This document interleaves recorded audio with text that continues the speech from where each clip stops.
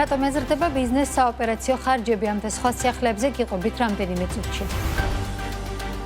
სავალუტო ფონდის მისია ელის, რომ ამავალ წელს საქართველოს 500 მილიონი დოლარის ევრობონდების რეფინანსირება შეუფერხებლად განახორციელებს.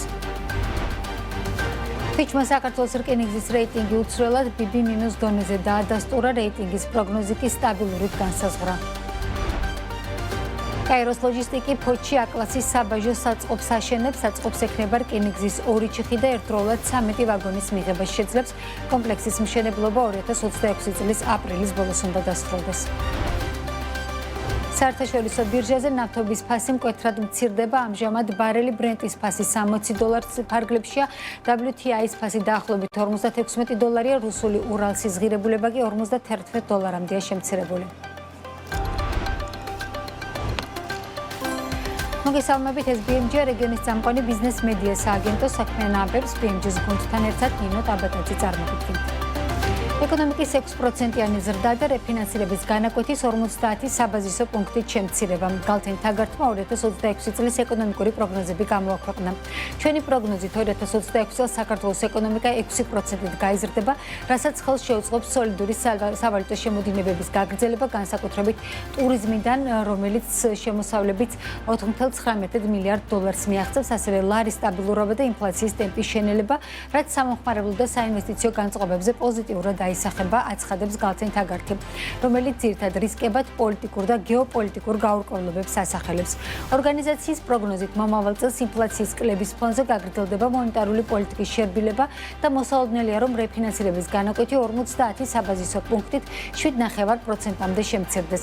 გალთენ თაგართის საბაზისო სცენარში ლარი 2026 წელს ზოგადად სტაბილური იქნება და საშუალოდ $1 გაცვლითი კურსი 2 ლარისა და 70 თეთრის ფარგლებში იქნება, 1 ევროს გაცვლითი კურსი კი 3 ლარი და 13 თეთრის ფარგლებში, რასაც რამდენიმე დაშვება განაპირობებს, კერძოდ სავალუტო შემოდინებების გაგრძელება, მიმდინარე ანგარიშის დეფიციტის, ფრენში და პროდუქტის 5% დაბალ დონეზე დარჩენა და გლობალურად სუსტი დოლარის შენარჩუნება. 2025 წელთან შედარებით ეროვნული ბანკის მიერ სავალუტო რეზერვების დაგროვების შედარებით ზომიერმა ტემპმა შესაძლოა ლარის კურსის გამყარების დინამიკაზეც იქონიოს გავლენა, აცხადებს გალთენ თაგართი. სადაზღვევო სასტუმრო თუ საწარმოო სექტორს საოპერაციო ხარჯები გაუძვირდა, რამაც კომპანიების მოგება შეამცირა.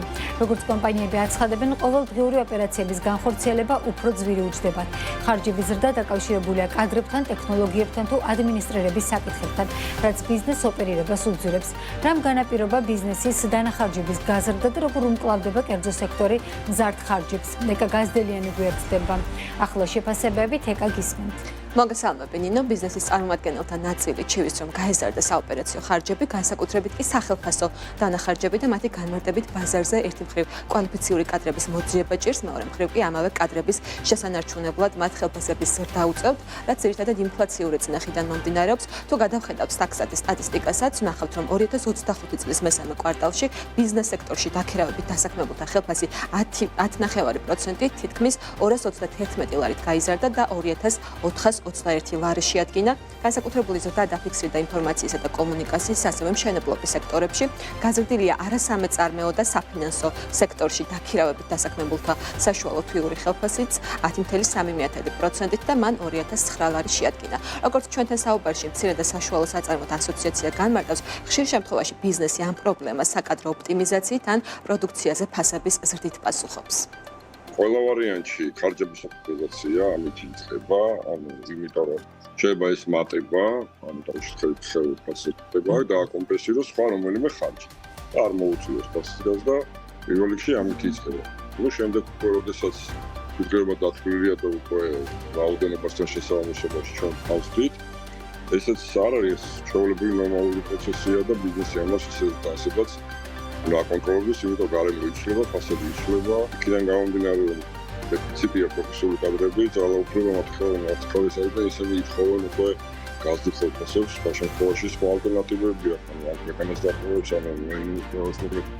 და ბევრი შესაძლებელი გაჩნდა ბაზარზე, რომ შესაბამისად ასე და მოლაპარაკების ძალაუფლება დაქირავებითი არის და ისაკენებს უკვე სახელმწიფო პიროვნებისა და უშუალოდ ეს საოპერაციო ხარჯები გაეზარდა სადაზღვევო ინდუსტრიასაც და მათ შორის ეს არის ძირითადად სახელმწიფო ანაზღაურება. სექტორის წარმომადგენლები ჩვენთან საუბრში აცხადებენ, რომ ხელფასის ზრდა უსწრებს თავად ინდუსტრიის ზრდასაც კი, ამიტომ სექტორი ცდილობს, რომ ინოვაციური გადაწყვეტილებები მოძებნოს ამ გამოწვევისგან თავის დასაღწევად. საოპერაციო ხარჯების ზრდაზე საუბრობენ ასევე ხორეკა სექტორშიც, თუმცა მაღალი კონკურენციის გამო კომპანიები ამ სექტორში ფასებს ვერ ზრდიან, როგორც ისინი აცხადებენ და მოგების მარჟას იმცირებენ. ჩვენ ადგილზე გაგვიძვირდა პროდუქტები, რომლისგანაც ვქნით ამ საბოლოო ტურისტულ პროდუქტს. ამასთან ერთად ის გუნდი, რომელიც ჩვენთან მუშაობს, მათი ხელფასებიც ხომ ყიდულუნარიანობას კარგავს, ანუ ჩვენ ვალდებულები ვართ, რომ მათ ხელფასებსაც მოუმატოთ. და შესაბამისად რა ხდება? ანუ პროდუქტის ფასი გაგეზარდა, ხელფასები უნდა გაზარდო, მაგრამ საბოლოო პროდუქტის ფასს ვერ ზრდი, იმიტომ რომ ვერ იქნები კონკურენტული ბაზარზე. და უკვე ბიზნესის ამონაგები გამოდის ძალიან პატარა მარჟა. საავტო კომპანიების ჯამური მოგება ალბათ შემცირებული იქნება, როგორც ამ პორტალში იყო შემცირებული, ეს იმ ფონზე რომ დაიყო შემოსავლებში, ეს ნიშნავს იმას, რომ კომპანიებს ოპერაციების განხორციელება, ყოველდღიური ოპერაციების განხორციელება უფრო ძვირი უძლება.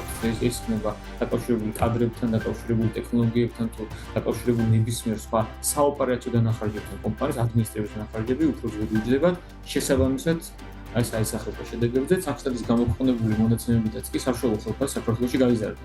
თუ გაიზარდა საშუალო ხელფასი საქართველოში პირველ ბოლო 2 წელიწადში გარკვეული მოცულობით და საავტო ინდუსტრიის ზრდა არ იყო ამ მოცულობით, ავტომატურად ეს ნიშნავს, რომ ხელფასების ზრდა წინ უსწრებს კომპანიების ჯამოხსებას. თუმცა მიუხედავად ამისა, ნამდვილად ვერ დავიკვეხნით საავტო ინდუსტრიები იმას, რომ ჩვენი თუნდაც სახელმწიფო განაკვეთები არის იმ დონეზე, რომ დავუშვათ ჩვენ როგორც და შეიძლება მიგვაჩნდეს, რომ ტემპი მაინც ჩამორჩენილია, თუმცა ეს ნიშნავს იმას, რომ ერთი მხრივ ტემპი ჩამორჩება, მაგრამ მეორე კუთხით საერთო ზრდის ტემპიც არ გვაძლევს იმის საშუალებას, რომ ამ კუთხით უფრო მოქნილები ვიყოთ და ფინანსთა სამინისტრო აცხადებს, რომ ხელფასები უფრო სწრაფად იზრდება, ვიდრე ნომინალური ეკონომიკა. ნომინალური ეკონომიკური ზრდა ეს არის ინფლაციას დამატებული რეალური ეკონომიკური ზრდა. თუ ეკონომიკა მაგალითად 7.7%-ით იზრდება, ამას ემატება ინფლაციის მაჩვენებელი და საბოლოო ჯამში ნომინალური ეკონომიკა დაახლოებით 11-12%-ით იზრდება. ეს ტენდენცია კი, როგორც სამინისტრო განმარტავს, ბოლო 4 წელია ნარჩუნდება. თუ რას უკავშირდება ამ ტენდენციის არსებობა ბაზარზე, ამას ჩვენს 7 საათიან გამოშვებაში ჩვენი სიუჟეტიდან შეიტყობთ. მადლობა ეკა, რატომ უძირდება ბიზნეს საოპერაციო ხარჯები, ეკა გაზდელიანმა გაგაცნო. ახლა კი დღის სხვა თემები. კაიროს ლოჯისტიკი ფოთში 28,000 კვადრატულ მეტრზე A-კლასის სავეჟო საწყობის მშენებლობას აანონსებს. კომპანიის განცხადებით, 7,500 евро პალეტის შესანახით ევადობის საწყობი აღჭურვილი იქნება საწყობის მართვის, უსაფრთხოებისა და ტენიანობის კონტროლის სისტემებით. საწყობს ასევე ექნება რკინიგზის 2 ჩიხი და ერთდროულად 13 ვაგონის მიღება შეძლებს. სასაწყობე კომპლექსის მშენებლობა 2026 წლის აპრილის ბოლოს დასრულდება, რაც ახალ შესაძლებლობებს შექმნის როგორც ადგილობრივი, ისე საერთაშორისო პარტნიორებისთვის, აცხადებს კაიროს ლოჯისტიკი. სარეიტინგო სააგენტო ფიჩმა საქართველოს რკინიგზის საკრედიტო რეიტინგი უცვლელად BB- დონეზე დაადასტურა, ასევე უცვლელია რკინიგზის პროგნოზი სტაბილური. ფიჩმა საქართველოს რკინიგზის საკრედიტო რეიტინგი 2024 წლის დეკემბერში პოზიტიურიდან სტაბილურამდე შეამცირა და ამ დრომდე სწორედ ამ მოლოდინს ინარჩუნებს. ფიჩი მიუთითებს, რომ საქართველოს რკინიგზის ვალდებულებებს შორის უმთავრესი 500 მილიონი დოლარის ოდენობის ევროობლიგაცია, რომელიც 2028 წელს უნდა დაიფაროს. ეს ობლიგაციები კომპანიის ვალდებულებების მნიშვნელოვან ნაწილს წარმოადგენს, რაც მას რეფინანსირების და სავალუტო რისკების წინაშე აყენებს. თუმცა საქართველოს რკინიგზის შემოსავლების სტრუქტურა, რომელიც ძირითადად დოლარსა და შვეიცარიულ ფრანკში გამოიხატება, ამ რისკებს ბუნებრივად აზღვევს. ფიჩი ასევე აღნიშნავს, რომ საქართველოს რკინიგზის ოპერაციული ეფექტიანობა დამოკიდებულია გარე ეკონომიკურ ფაქტორებზე და პერსონალის ხარჯებზე, რომლებიც საოპერაციო ხარჯების თითქმის ნახევარს შეადგენს. მიუხედავად იმისა, რომ კომპანია გეგმავს ოპერაციების გატარების ოპტიმიზაცია, სტრუქტურული გამოწვევები კვლავ რჩება. წელს კომპანია მოელის, რომ დასტაბილურდება მისი ფინანსური EBITDA მაჩვენებელი და ის 208 მილიონ ლარს მიაღწევს. ნარინჯისფერი რთველი აჭარაში როგორც ჩანს გამოწვევების ფონზე მიმდინარეობს. ფერმერების ნაწილი ამბობს, რომ მოსავალი იმაზე მეტია, ვიდრე გასულ წელს იყო, თუმცა რეალიზაციის მნიშვნელოვანი პრობლემებია. მათი ინფორმაციით, ძირითადად საექსპორტო ბაზრებზე პროდუქციის ექსპორტი შეფერხებული იყო. აგროინოს სერვისის დირექტორი ჩვენთან სატელეფონო საუბარში ამბობს, რომ ნაყოფის ხარისხობრივი მაჩვენებლები გასულ წელთან შედარებით გაუმჯობესებულია, თუმცა ფერმერები მაინც ვერ ახერხებენ პროდუქციის რეალიზებას, რომლის ძირითადი განმაპირობებელი ფაქტორი რუსეთის ბაზარზე არსებული არასტაბილური ვითარებაა, რაც მათ შორის გართულებული ლოჯისტიკითაც აიხსნება. გამოწვევებს უარყოფენ აჭარის მთავრობაში, მათი განცხადებით დღეს მდგომარეობით უკვე ექსპორტირებულია 17210 ტონამდე სტანდარტული მანდარინი, რომლის ჯამურმა ღირებულებამ 10 მილიონი დოლარი შეადგინა, გადამუშავდა 10400 ტონამდე არასტანდარტული მანდარინიც.